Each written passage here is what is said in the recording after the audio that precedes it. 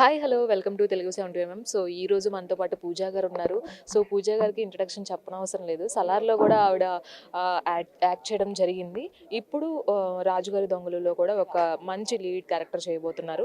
So అసలు ఏం character చేశారు, సలార్ ఎక్స్పీరియన్స్ ఏంటి, సలార్ తర్వాత ఎక్స్పీరియన్స్ ఏంటి అడిగి తెలుసుకుందాం. హలో పూజా గారు. Hello, hi. Hi. First of all wish you happy new year. Wish you the same. Thank you. Happy New Year, dear. So సలార్లో చేశారు. సో మీ డైలాగ్తో స్టార్ట్ చేద్దాం. Yeah sure. 2 నిమిషాలు ఇవ్వు బావా, దొరసాని ఇలా తయారు చేస్తా. ఎస్. సలార్ చేసినప్పుడు ఎప్పుడైనా ప్రభాస్ గారిని కలవడం జరిగిందా? సో సెట్స్లో ఎలా అనిపించింది? ప్రభాస్ సార్తో మాట్లాడాలి అంటే కొంచెం సిగ్గు అండి, ఎందుకంటే సార్కి కూడా సిగ్గు కాబట్టి. చాలా లవ్లీగా క్యూట్గా స్మైల్ ఇస్తారు. ఇంకేం మాట్లాడగలుగుతాం, ఏం మాట్లాడలేం, ఆ నవ్వుని చూసి బతికేయచ్చు. ఇంటరాక్ట్ అయ్యారా ఎప్పుడైనా సెట్స్? యా, అక్కడి వరకు వెళ్తాం మాట్లాడదామని, సార్ని ఇలా చూసి అంతే. సో ప్రభాస్ గారు ఫుడ్ విషయంలో అందరూ కూడా ఫేవరెట్స్ ఉంటారు. సో మీరు ఎప్పుడైనా టేస్ట్ చేశారు? యా చేసామండి.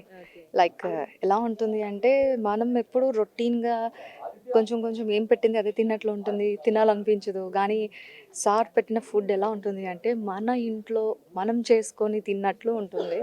అంత బాగుంటుంది. ఆయన రిసీవింగ్ కానీ, ఆయన లవ్ కానీ ఏదైనా సరే అవసరం అని చెప్పచ్చు.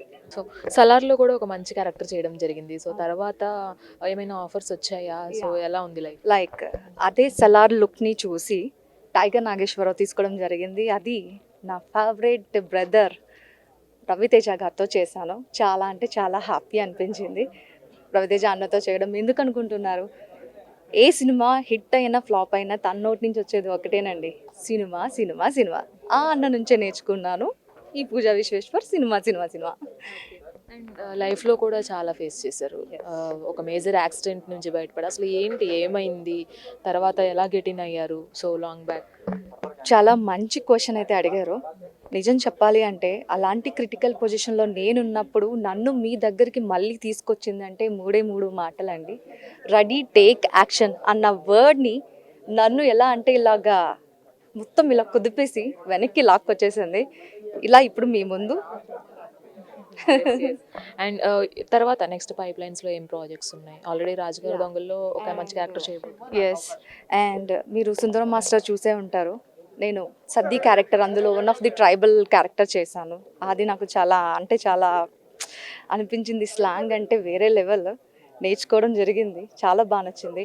ఆ తర్వాత మీరంతా మార్కెట్ మహాలక్ష్మి చూస్తుంటారే, నాకు తెలిసి మార్కెట్ మహాలక్ష్మిలో అందరూ మీరు డబ్బులు ఇలా ఇలా లెక్క పెడతారు. మన మేనరిజమే డిఫరెంట్. ఇస్తారా డబ్బులు? డబ్బులు పెడతాం. ఎంత వేడి ఉంటే ఏం లాభం, 2000 తక్కువైనాయి. So it's very nice. అలాంటి ప్రాజెక్ట్స్ చాలా చేయడం జరిగింది. డైరెక్టర్స్ కానీ ఎవరైనా క్యారెక్టర్ కోసం అప్రోచ్ అయినప్పుడు సో ఎక్కువ ఎలాంటి క్యారెక్టర్స్ కోసం అప్రోచ్ అవుతున్నారు? సో ఏదైనా సిగ్నేచర్ డైలాగ్ కంపల్సరీగా ఉండేలాగా చూసుకుంటున్నారా మీ క్యారెక్టర్కి? యాక్చువల్లీ నేను ఈ మాటలు చెప్పేంత పెద్దదాన్నో కాదో నాకైతే తెలీదు, కానీ ప్రతిదీ కూడా మనం చేయగలమండి. అది మాత్రం మన చేతుల్లోనే ఉంటుంది. అది ఏంటి అంటే, ప్రతి క్యారెక్టర్ ప్రతి ఒక్కరు చెప్తారు. ఇప్పుడు మార్కెట్ మహాలక్ష్మి క్యారెక్టర్ ఉంది, it's like too much hot and sexy, but I cannot do more hot and sexy. కానీ నేను చేసింది జస్ట్ 10% మాత్రమే. ఎందుకంటే ఆ క్యారెక్టర్ నెససరీ, అంతవరకు చేస్తే సరిపోతుంది. కానీ మరీ 50-70% ఇప్పుకొని తిరిగే అవసరం అయితే లేదు కదా. సో నేను చేయగలిగింది 10%. ఎంత దానికి ఇస్తే సరిపోతుందో అంత నేను చేయగలిగాను.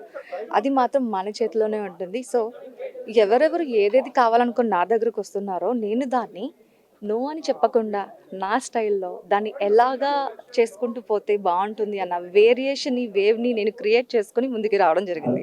ఇందాక మాట్లాడుతూ కూడా అనుష్క గారే వేదంలో చేయగలిగారు. సో నాకు ఇలాంటి క్యారెక్టర్ నేను ఇందులో చేశాను అన్నారు.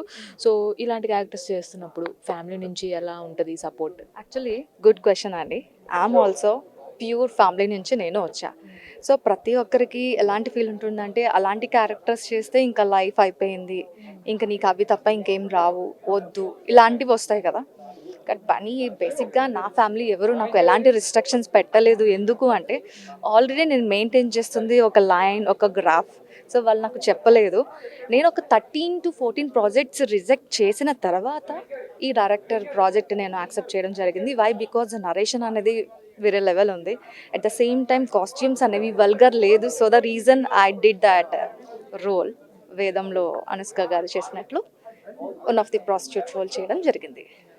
And all the best and Pooja గారు. ఈ ఇయర్ మీకు వండర్ఫుల్గా స్టార్ట్ అయింది, ఇలాగే కంటిన్యూ చేయాలి అని మేము కూడా కోరుకుంటున్నాం. మీరు చెప్పిన ఆల్ ద బెస్ట్ నాకు ఈ రేంజ్లో సరిపోదు.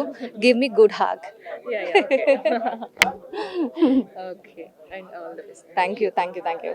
సో చూసారు కదా, సో సలార్లో అయితే ఒక మంచి క్యారెక్టర్ చేశారు పూజా గారు. అండ్ అలాగే ఈ ఇయర్ కూడా ఫుల్ బిజీగా పైప్ లైన్లో ప్రాజెక్ట్స్తో రెడీ అయిపోయారు. సో మీరు కూడా రాజుగారి దొంగలు మూవీ చూసేసేయండి, మీరు రివ్యూ చేసేయండి. వీడియో జర్నలిస్ట్ అష్రఫ్తో రాణి, తెలుగు ఛానల్ హైదరాబాద్.